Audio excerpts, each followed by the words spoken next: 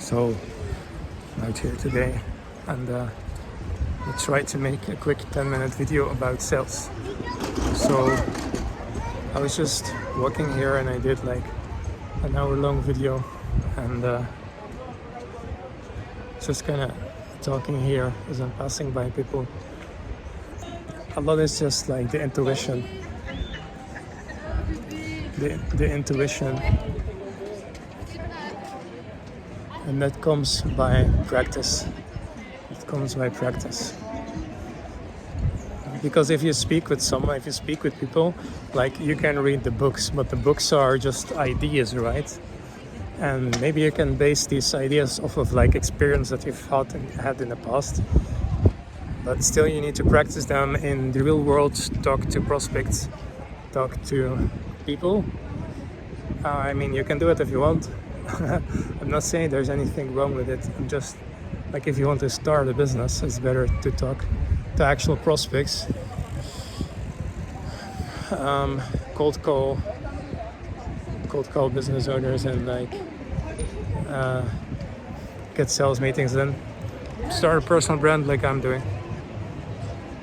But the thing is, like, you need to get intuition, because you need to get like these ideas are just like in books, so you need to talk to actual people, talk to actual business owners, and as you develop, as you speak with them, you just get kind of more of an intuition of what's important to them, how they think, what they need, their offer. It's also important, like if you're trying to start a business. But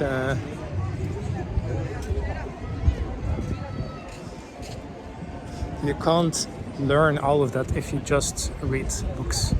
You need to do more than just reading books. You need to go out there, cold call people. You could actually go like door to door, like to some business, and just call them, ring them up, and do some things.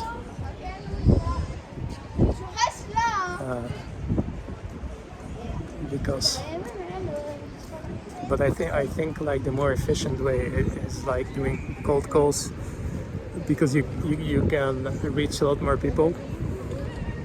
But I do know some guys who actually tried doing door to door. It's not really door to door because you're going to businesses, right? But it can work because it's a very much more personal approach than just cold calling. So it is something that can work. But I think like in the world today, like cold calling is for starting a business at least. I think it's a great way to go about it.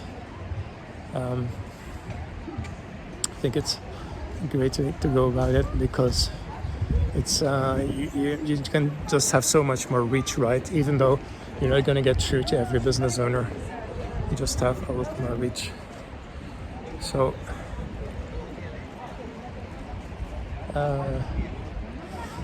that's why you want to cold call. Now, as you do that and as you get sales meetings in, you just kind of learn what's important to them and how even like down to some like micro things, like the way they will react. And then you kind of learn how to deal with that, how to fix that as you go along. And then as you become able to be unfazed by that, and that gives you like a lot more room, right? Because if you're unfazed by some reactions when you cold call some guy or some girl, and then like it gives them more space to be open, it gives you more space to calm down, then you can actually think about how you can move things forward. So that's just like a lot of it is practice, and then some of it's like health, eating healthy, being being well, being in a good state, taking care of yourself. That's a big part of it as well. But like still you need to get that practice either way. So yeah, as you develop that intuition, you're gonna get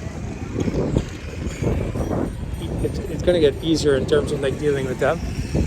But you still need to also develop like a strategy of like in terms of what you're going to offer them and how you're going to sell that to them. Because I'm not necessarily saying that you need to sell ice to an Eskimo, right? But even if you have the best offer to the world, you're still gonna have to need a way to explain that in a way that makes sense for them. So that's kind of how I see selling. And obviously you might need to do more selling if you're dealing with a more difficult prospect, or like you're dealing with an offer that's maybe not, that maybe they need to invest a little bit more time, energy and money into. Then you're going to need to be able to explain that better, like why it makes sense for them. But like even if you have like a really good and simple offer, like you're still gonna need to explain it to them, and that's basically what selling is. Like kind of seeing where they're at and how it will align with their life. So that's important. And then so yeah, a big part of it is being like unfazed, because the more you are unfazed, the more you can just be calm, and the more like they can be open with you, because if they know that you're not gonna be weird when they say something, or you're not gonna be offended when they say something, then they can just say what's on their mind. And then also if they can if you can be calm and unfazed, and at the same time be just like somewhat respectful, or like somewhat like giving them space to talk about whatever they're dealing with, but then like that's double good, right? Because now they know not only you're not going to be offended, but also you're actually there to listen to maybe even their problems, or some whatever they're dealing with, right? So the more they can do that, like first of all, the more they can trust you, but second of all also, like the more information you have to work with, and the more information you have to work with, the more you can persuade them. So that's why I really think like state management is like, it's not everything, but it's a really, really important part of sales. And then like it depends like what kind of theories you get into, right? You can get into NLP, it's like Ross Jeffries or whatever. Maybe that's more like the dating thing, but there's like neuroscience like Jeremy Minor, or you can get into someone like Andy Elliott, which is more just kind of action-based, but still very, very important. And I think it's a very good way to learn about sales as well. It's like, it's not just action-based, it's also really trying to get something done, but caring about the people, actually trying to create a good experience for people as well. And that's really important in sales. But on the other hand, you also need to think about like what's important to people, and how can you change a belief in people.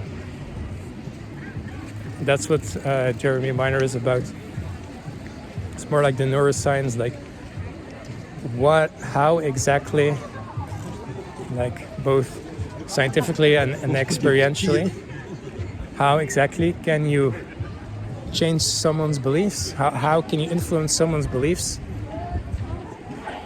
for maybe like an idea that you have of solving their situation, of improving their situation? Like, how can you start getting them to see that what you have might be a good strategy for them?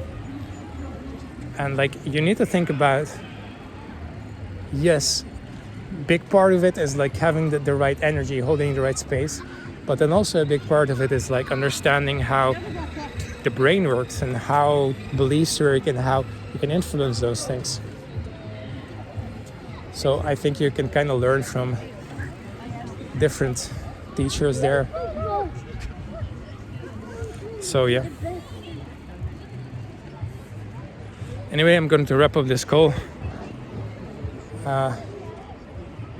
And might make a new video when I'm home.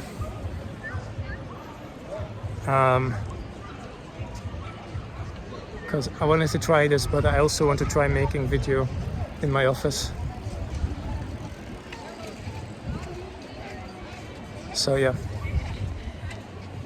Alright, cheers guys, see you later. Bye, peace.